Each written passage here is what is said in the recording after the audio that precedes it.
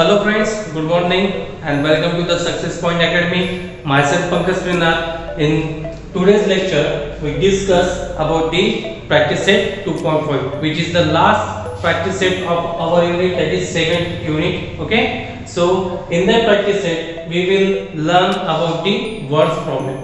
So how can we solve the words problem? We can see in this practice set. Okay, so it's time to study.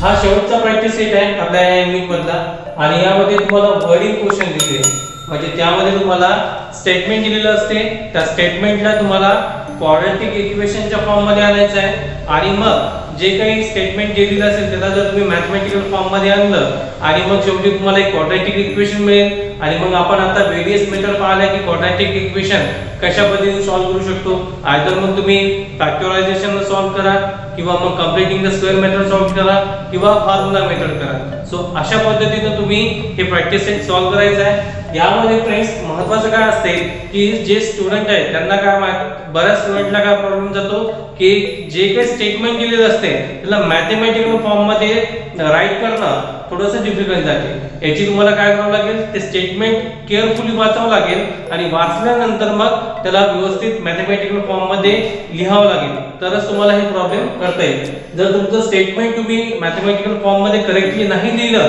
तर तुम्हाला ते question wrong होऊन जाईल okay so पा याच्यामध्ये first question दिला आहे वन बाय वन समजून घेऊ आपण क्वेश्चन खूप इझी आहे डोंट वरी पा काय दिलं आहे product of Pragati's age 2 years ago and 3 years hence is 24 find her present age आता पहा या ठिकाणी प्रगती नावाची मुलगी आहे तिचं 2 वर्षापूर्वीचं अगो 2 वर्षापूर्वीचं आणि 3 वर्षानंतर तर यांचं किती येते 84 देन तुम्हाला त्या तिचं आजचं एज प्रेझेंट एज तुम्हाला फाइंड आउट करायचं आहे खूप सिंपल क्वेश्चन आहे फक्त तुम्हाला याला मॅथमॅटिकल फॉर्म मध्ये कन्वर्ट करावं लागेल आता फ्रेंड्स यामध्ये हे स्टेटमेंट केअरफुली वाचा काय म्हटलंय प्रोडक्ट मीन्स गुणाकार okay product of Pragati's age म्हणजे प्रगतीच्या एजचा प्रोडक्ट पण कोणते एज घ्यायचं आहे 2 इयर्स अगो 2 वर्षापूर्वीचं आणि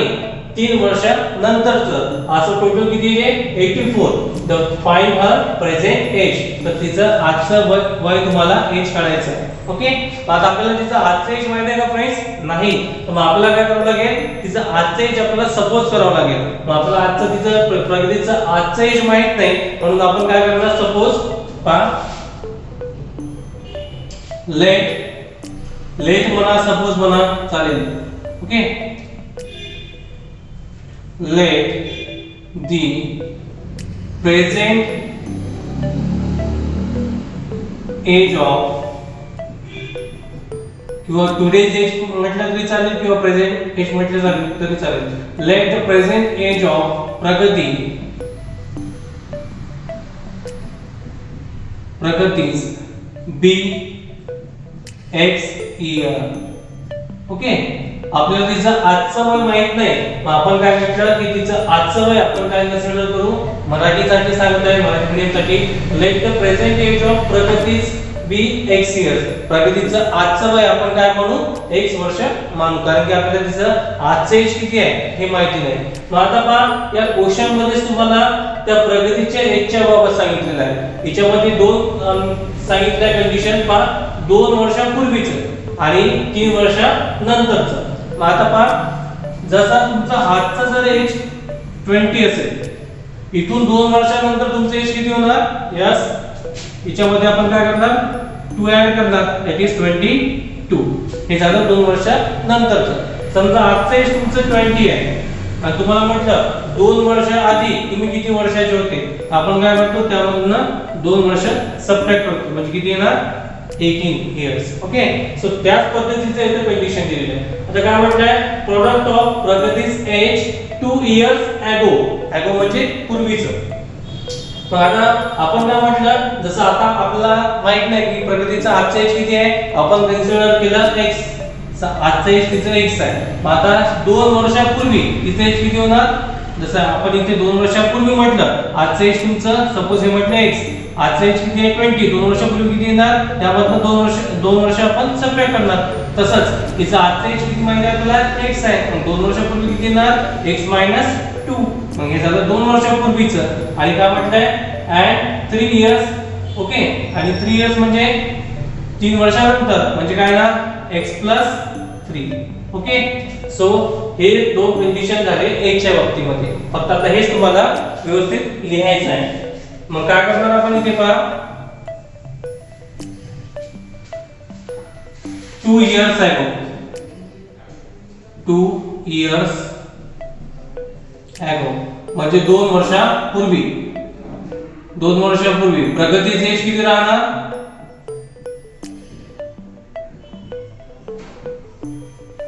राहणार पहा. पहिली किती होता आपण कन्सिडर केला x. मग आता काय म्हटलं आपण 2 वर्षापूर्वीचं म्हटलंय, म्हणजे काय करणार x - 2 आणि एज कशामध्ये आपण काउंट करतो इयर्स मध्ये, ओके. हे झालं 2 वर्षापूर्वीचं. And 3 years, after 3 years.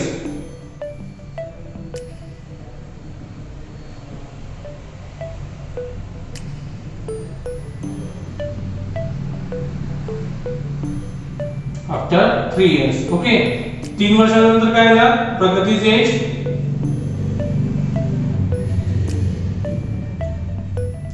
प्रगतीचे एज विल बी काय ना याच्यामध्ये आपण काय करणार x + 3 आणि हे काय राहणार इयर्स. आय होप से तुम्हाला 2 इयर्स कसे आले समजले असेल. 2 वर्षापूर्वीचं म्हटलं तर आपण पहिले कन्सिडर केलं की तिचं एज x आहे, मग 2 वर्षापूर्वी तिचं काय राहणार x - 2 years आणि 3 वर्षानंतर प्रगतीचे एज काय होणार x + 3 years. मग आता पहा स्टेटमेंट कडे या.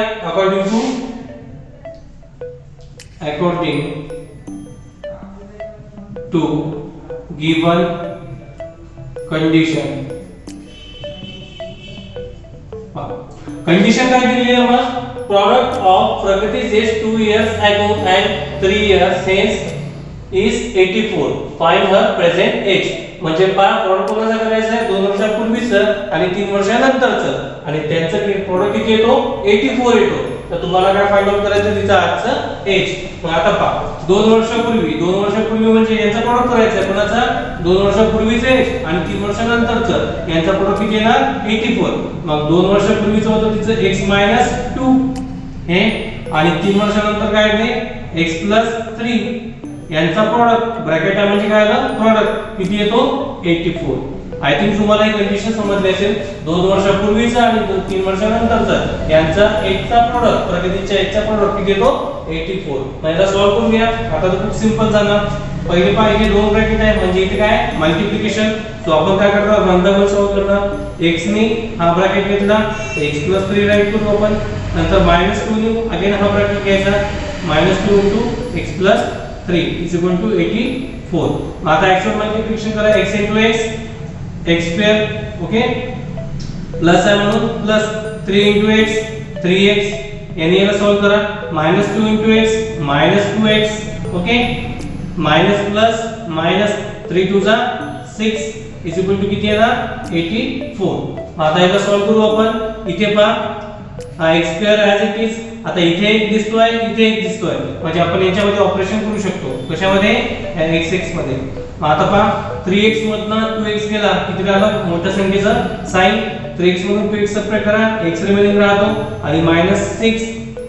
आता याला पण इकडे घेऊन या काय येणार हा प्लस होता इकडे शिफ्ट करा -84 0. इकडे या काय राहिलाय हा x² पहा x² प्लस x आणि मायनस पहा हे दोन्ही संख्या निगेटिव्ह आहे त्यांची ऍडिशन विथ मायनस आहे 84 आणि 6 किती झालं 90 is equal to 0. आता पहा हे तुम्हाला लक्षात आलं असेल की हे फायनली जेव्हा सॉल्व केलं तर तुम्हाला एक क्वाड्रॅटिक इक्वेशन मिळतं. आता हे क्वाड्रॅटिक इक्वेशन आहे तर याला तुम्हाला जी काही मेथड तुम्हाला सुटेबल वाटत असेल मग आयदर फॅक्टरायझेशन असो किंवा फॉर्म्युला मेथड असो किंवा कम्प्लिटिंग द स्क्वेअर मेथड असो हे आपण मेथड शिकलो आहे की क्वाड्रॅटिक इक्वेशन या वेरियस पद्धतीने आपण मेथडनी सॉल्व करू शकतो. मग जिथे यानंतर तुम्हाला ज्या पद्धतीने सुटेबल वाटते ती मेथड तुम्ही यूज करू शकता. ओके आता इथे मी फॅक्टरायझेशन मेथड अप्लाय करतो. पहा मग आता या ठिकाणी काय करायचं आहे की पहा फर्स्ट टर्म आणि लास्ट टर्म फॅक्टरायझेशन मध्ये काय असते, आपण फर्स्ट टर्म आणि लास्ट टर्म यांचा फॉलो करतो. इथे रफर करतो काय ना 1 * 90 म्हणजे काय पाहिजे -90. आता या -90 चे असे फॅक्टर काढायचे आहे जेणेकरून त्यांचा प्रॉडक्ट -90 आला पाहिजे आणि त्यांची ऍडिशन किती आली पाहिजे. इथे कोएफिशिएंट काय मिडल टर्म काय घेत असते, always give the addition. Okay, मग याचे फॅक्टर काय येणार 10 आणि 9. 10 9 चा 90. ओके, मग आता पहा आपल्याला ऍडिशन म्हणून साइन डिसाइड करायचे. आता इथे ऍडिशन कशी पाहिजे पॉझिटिव्ह म्हणजे मोठ्या संख्येला पॉझिटिव्ह देऊ आणि याला निगेटिव्ह देऊ. आता हे सॉल्व करून पहा 10 * -9 येते. ओके, आणि या दोघांमध्ये ऍडिशन करून पहा 10 - 9 दॅट इज 1 मिळतं. ओके, म्हणजे आपली कंडिशन जे फॅक्टर आपण डिसाइड केले ते करेक्ट आहे. मग याला राईट कसं करणार आपण, first term as it is x², middle term आपण स्प्लिट अप करत असतो म्हणजे काय येणार +10x. द व्हेरिएबल x आहे तर इथे x येणार आणि इथे x येणार. Okay, so +10x - 9x - 90 = 0. त्यानंतर नेक्स्ट स्टेप असते आपली पेअर फॉर्म करायची. मग 2 2 ची पेअर फॉर्म करा. ओके, त्यानंतर मग नेक्स्ट स्टेप असते आपली take out the common. Okay, common find out करू याच्यामध्ये. यामध्ये x कॉमन काढू शकतो आपण. x कॉमन काढला तर x + 10 रिमेनिंग राहतो इथे. ओके, इथे आपण कधी पण लहान संख्या काढायची असते. -9 कॉमन काढला इथे काय राहणार हा x आणि हा +9 10 चा 90. ओके, सो तुम्हाला इथे लक्षात नाही आलं तर सिंपली यामधला स्मॉल इथे कधी पण व्हेरिएबल कॉमन निघत नाही. सो या ठिकाणी कधी पण स्मॉल नंबर कॉमन काढायचा या दोघांपैकी आणि मग हाच ब्रॅकेट इथे राईट करून टाकायचं तुम्हाला जर कॉमन काढायला डिफिकल्ट जात असेल तर. मग आता पहा इथे दोन ब्रॅकेट सेम आले.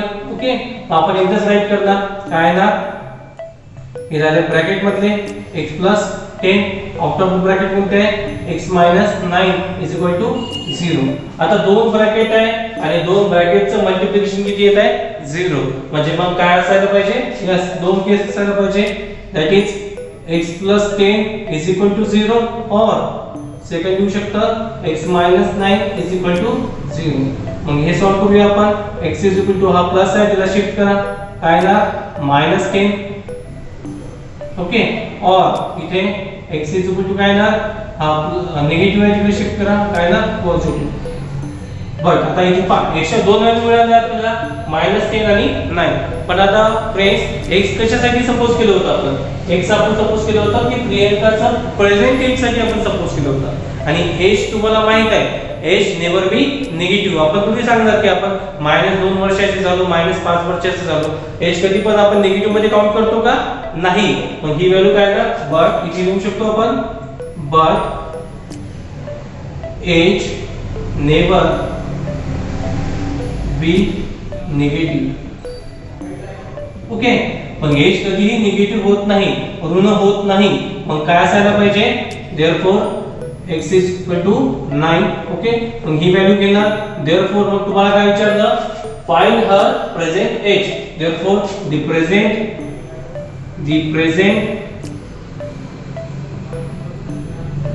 एज ऑफ प्रगती इज किती येणार that is 9 years. Okay, so अशा पद्धतीचं हे प्रॉब्लेम होता. वडील क्वेश्चन खूप इझी असतात. तुम्हाला फक्त महत्त्वाचं याच्यामध्ये आहे की जे काही स्टेटमेंट दिलेलं असेल त्याला मॅथमॅटिकल फॉर्म मध्ये लिहिता आलं पाहिजे. एकदा जर तुम्ही मॅथमॅटिकल फॉर्म मध्ये लिहिलं तर मग तुम्हाला ही मेथड माहिती आहे की समोर कशा पद्धतीने क्वाड्रॅटिक इक्वेशन सॉल्व्ह करायचे. आय होप सो तुम्हाला क्वेश्चन समजला असेल. हा 3 किंवा 4 मार्काचा क्वेश्चन विचारला जातो. सिंपल आहे. हे रफ वर्क आहे तुमचं इकडे. ओके, तुम्ही तिथे मेन्शन करू शकता rough work. So I hope so तुम्हाला हे समजलं असेल. Then we will take the next question. Before we take the next question, take the screenshot. Now come to the next question, which is very important. So many times this question will be asked in the exam. Okay. So काय दिलेलं आहे? The sum of squares of two consecutive even natural numbers is 244. Find the numbers. Sir काही समजलं नाही मला. पहा खूप सोपा क्वेश्चन आहे. काय म्हटलंय some the sum of squares म्हणजे त्यांच्या वर्गांच्या बेरीज. ओके, तर 2 कॉन्सिक्युटिव्ह इव्हन नॅचरल नंबर. आता हे कॉन्सिक्युटिव्ह म्हणजे काय हे तुम्हाला फर्स्ट ऑफ ऑल समजावं लागेल. इव्हन नॅचरल नंबर माहिती आहे तुम्हाला. आता कॉन्सिक्युटिव्ह म्हणजे काय, जसं पहा फॉर एक्झाम्पल जर आपण म्हटलं की हा x नंबर घेतला तर x चा कॉन्सिक्युटिव्ह काय येणार x + 1. ओके, जसं फॉर एक्झाम्पल 1 घेतलं त्यानंतर काय की 2 म्हणजे हा कॉन्सिक्युटिव्ह नंबर झाला. ओके, एका नंतर एक येणार आहे क्रमानुसार. ओके, क्रमवाईज येणार आहे. म्हणजे सपोज x घेतला तर त्याचा कॉन्सिक्युटिव्ह काय येणार x + 1. तर पहा 1 घेतला तर त्याचा कॉन्सिक्युटिव्ह 1 नंतर काय तो 2, 2 नंतर काय तो 3. पण हे झाले कॉन्सिक्युटिव्ह नंबर म्हणजे क्रमवारीने येणारी संख्या. ओके, आता इथे काय म्हटलेलं आहे this sum of square of 2 consecutive even natural number. महत्वाची कंडिशन आहे इव्हन नॅचरल नंबर्स. मग आता आपल्याला माहितच नाहीये की पहिला नंबर कोणता आहे तर ते माहित नाही. मग आपण सपोज करावं लागेल की त्यामध्ये जसं आता आपण म्हटलं की समजा 1 म्हटलं तर आपल्याला माहिती आहे यानंतर कॉन्सिक्युटिव्ह काय आहे 2. पण इथे पहिलाच नंबर माहित नाही आपल्याला कोणता आहे. तर मग आपण काय करू ते कन्सिडर करू let the first consecutive natural number even natural number be x. Okay, so suppose that let the first consecutive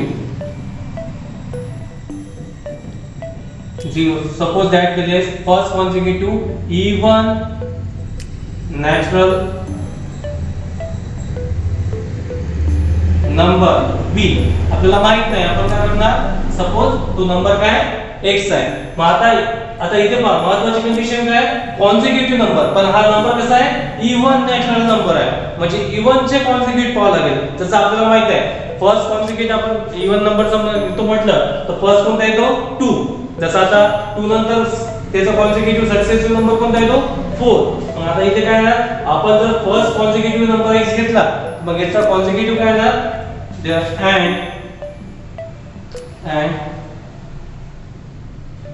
the sum of squares of the 2 consecutive even natural number. मग दोन नंबर्स आहेत मग first घेतला आता काय येणार and the second consecutive even natural number. पहा first कोणता घेतला होता x. मग आता याचा कॉन्सिक्युटिव्ह काय येणार yes x + 2. डायरेक्ट 2 कसं आलं कारण की हा कसा आहे इव्हन नॅचरल नंबर आहे आणि पहिला x घेतला तर त्याचा कॉन्सिक्युटिव्ह काय येणार x + 2 इव्हन नुसार चालणार. जर आपण नॅचरल नंबर म्हटलं असतं तर मग पहिला नंबर आपण x घेतला तर दुसरा कोणता आला असता फ्रेंड्स x + 1 आला असता आपला. ओके, सो अशा पद्धतीने मग हे तुम्हाला समजलं फर्स्ट कॉन्सिक्युटिव्ह आणि सेकंड कॉन्सिक्युटिव्ह नंबर आपल्याला माहित नव्हते तर आपण असे कन्सिडर केले. मग आता स्टेटमेंट कडे येऊया. काय दिलेलं आहे the sum of squares of 2 consecutive even natural number. म्हणजे सम पण करायची आणि त्यांची समची काय त्या नंबरची स्क्वेअर पण करायची असते. त्याच्या नंबरच्या स्क्वेअरची सम किती येते 244. Then find the numbers. मग आपण काय करणार अकॉर्डिंग टू गिवन कंडिशन. आता कंडिशन महत्वाची आहे पहा the sum of squares of 2 consecutive even natural number. First consecutive natural number कोणता होता x